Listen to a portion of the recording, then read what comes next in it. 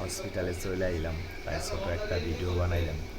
সবার একটু দেখাইতে চাইছিলাম যে আসলে আমাদের পরিস্থিতিটা এরকমই, যারা আমরা ডায়ালিসিস করাই।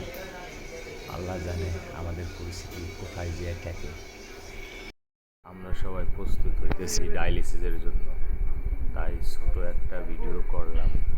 কেউ কিছু মনে করেন না। আসলে আমরা যারা ডায়ালিসিস করাই তাদের যে শরীরের অবস্থা কেমন, আপনারা যদি সরাসরি দেখতেন তাহলে আসলে আপনারা বুঝতে পারতেন।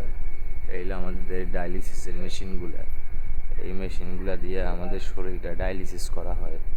আর প্রতি সপ্তাহে 2বার ডায়ালিসিস করে। তাই সপ্তাহে আবার আসলাম, তাই একটু আপনাদেরকেও দেখাই। এই হইলো আমাদের ডায়ালিসিস সেন্টার, আর এইটা পুরো আইসিইউ সেন্টার থাকে। এখানে কোনো বাইরের লোক ঢুকতে পারে না, শুধু রুগী এখানে আসতে পারে।